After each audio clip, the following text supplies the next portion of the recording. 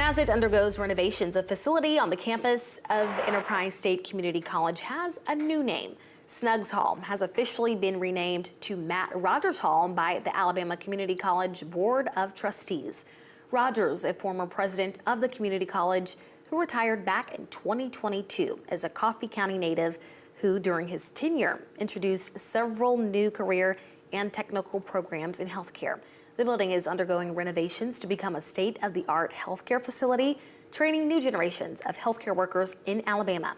Classes in the new Matt Rodgers Hall are expected to begin this fall.